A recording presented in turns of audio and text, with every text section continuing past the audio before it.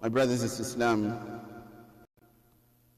past week, the Supreme Court here had upheld the Muslim ban that they tried to ban the Muslims entering this country.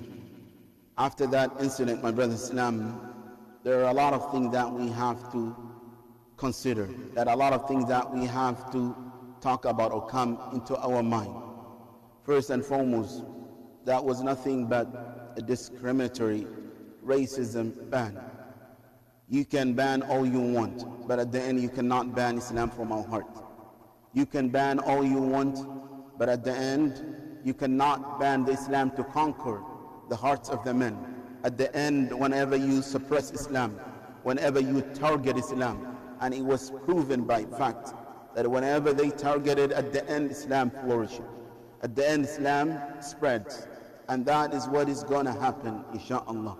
But few practical advice that I want to give you, and I give myself, are these incidents when we feel a lot of heat from the Islamophobia, wherever it comes from White House, from the organization that were paid millions and billions.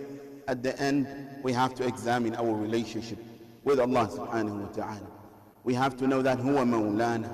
When we say Allah is our protector, we mean it in our heart, that we do not afraid of no one but Allah subhanahu wa ta'ala.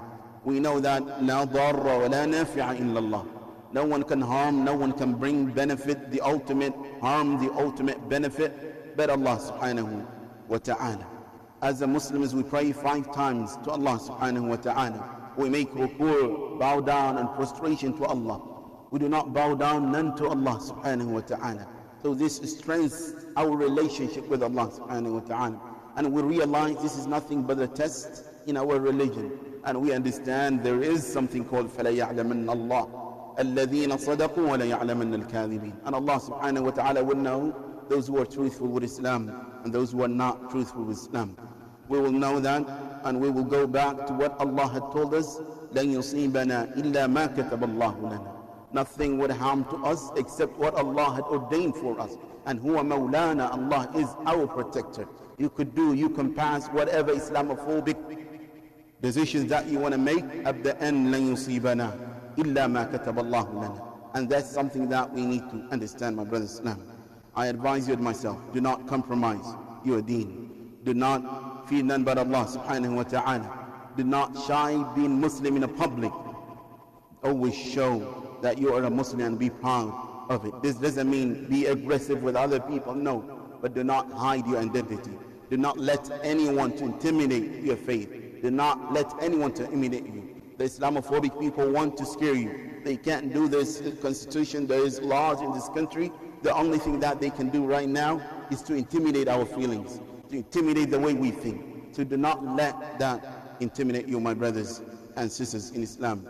At the end, not talking about this incident, all the tragedies, everything, what the people, the Islamophobic people could do to us. Ibn Taymiyyah rahimahullah has a beautiful maqula. He said, what my enemy can do to you, can do to me. Either they will put me in jail. If I go to jail because of my deen, he says the time of khalwa with Allah subhanahu wa ta'ala, a time private with Allah subhanahu wa ta'ala. It's not going to happen to us, inshaAllah. But Ibn Taymiyyah that said. And he said, if they kill me, if they take my life, which is the worst thing that they could do, that is shahada, as a testimony for me in front of Allah that I have been taking my life because of my deen. And this is the ultimate part of Islam, my brothers in Islam.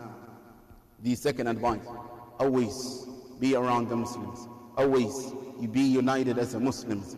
Allah subhanahu wa ta'ala says, وَإِنَّ هَذِهِ أُمَّتُكُمْ أُمَّةً وَاحِدًا. This ummah is one ummah, so keep that unity. Strengthen that unity. The Muslims in America are less than 1% of the population. If that is divided into groups and sections, then the Islam and Muslims will be weak. It's not a time and a place to be divided, my brothers in Islam. Look at the greater picture and look at the greater opposition that try to suppress Islam. Number 3, my brothers in Islam, know your rights. You live in a country that there is a rights and there is obligations. You have rights that you have been given by Constitution. Do not let others willingly to suppress or to go over your right. So know that your right, what are your rights that the Constitution has given you. When you came to this country, you signed papers. When you were signing, they were given a right for you. So do not let others to take away your right willingly.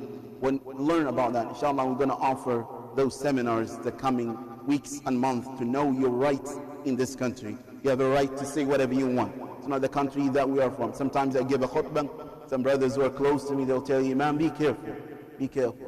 First, we don't afraid but Allah subhanahu wa ta'ala. And at the end, I'm speaking, this is my right to say what I feel, how I feel, the way I want, whenever I want.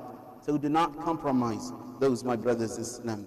Know that you're right. What are the rights that you have when you go to the airports? What are the rights you have when FBI comes and knocks your door? You have rights, and always contact your attorney before you talk to them in order to make yourself safe, because a lot of incident was reported to us that they will twist your word, or you will missay something and they will use that against you. They call it lying to federal officials is a crime itself, and they will intimidate you by that small crime that you may do. So always know about your right, and also know who are the people who are defending your right. AMAC is the organization, that American Muslim Advisory Council, or also ACLU, CARE, some other groups who fought for your right. When you have incidents like that, make sure that you report to them. Make sure you ask and contact them. Their contact information are online. Let them advise you. Let them tell you what is the best way to handle this. And sometimes we hold a program. We host a program. We had yesterday a program for the Muslim ban. There's a lot of non-Muslims came, but few Muslims came. Those non-Muslims, they came to support Muslims who are being banned. They are supporting a cause who are a cause of Muslims. But as a Muslims, we prefer doing our job. We prefer getting $10 from Uber driving than coming and fighting for our right in this country.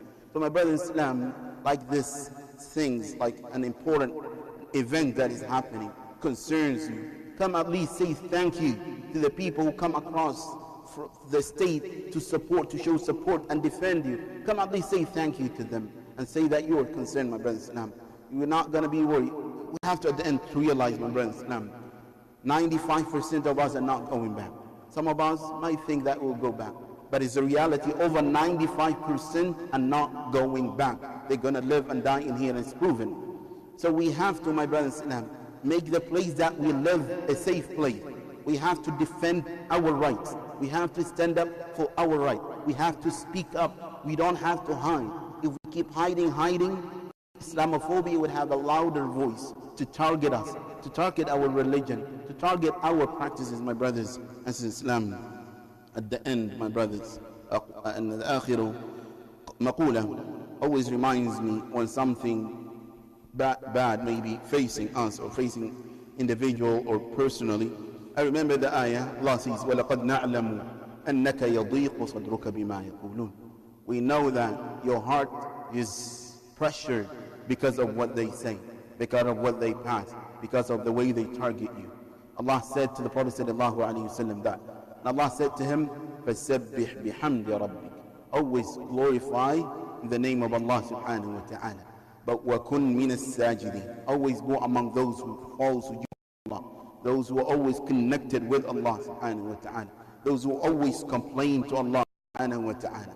Our Allah, our protector is Allah. Huwa mawlana. So we'll fall prostrate. And Allah says, وَعْبُدْ رَبَّكَ. When those things happen to you, increase worship in Allah subhanahu wa ta'ala. Do not compromise. Do not sugarcoat. Do not run away. Do not hide your identity. Rather, وَعْبُدْ رَبَّكَ. Worship your Lord until the yaqeen comes to you. Until the certainty, the death comes to you. Go. You could do. We are here to stay. We are here to worship Allah. We are here to hold on to Islam. Whether you like it or not, whether you approve it or not, I live as a Muslim, and inshallah I will die as a Muslim. This is the attitude of the Muslim, my brothers in Islam. Allah says, الَّذِينَ قَالَ لَهُمُ النَّاسِ إِنَّ النَّاسَ قَدْ جَمَعُوا لَكُمْ فَاخْشَوْهُمْ. When the battle of Uhud happens, they said, إِنَّ النَّاسَ قَدْ جَمَعُوا لَكُمْ. The people are gathering against you. فَاخْشَوْهُمْ. So be afraid, be worried. They said, فَزَادَهُمْ إِيمَانًا. That increased them in iman, and they said, حَسْبُنَ اللَّهُ وَنِعْمَ الْوَكِيلُ. Allah is sufficient for us, and Allah is supporter and protector for us. And this is what we say and end with our talk. حَسْبُنَ اللَّهُ وَنِعْمَ الْوَكِيلُ. إن الله وملائكته يصلون على النبي يا أيها الذين آمنوا صلوا عليه وسلموا تسليما. اللهم اغفر للمسلمين والمسلمات والمؤمنين والمؤمنات الأحياء منهم والأموات. ارحمنا برحمة تغنينا بها عمن سواك. ارحمنا برحمة تغنينا بها عمن سواك. اللهم أعز الإسلام والمسلمين وانصر الإسلام والمسلمين وانصر إخواننا المستضعفين في كل مكان. اللهم انصرهم في كل مكان على القوم الظالمين. اللهم أرنا الحق حقا وارزقنا اتباعه وأرنا الباطل باطلا وارزقنا اجتنابه. أرنا الباطل باطلا وارزقنا اجتنابه. اللهم آت نفوسنا تقواها وزكها أنت خير من زكاها أنت وليها ومولاها يا رب العالمين.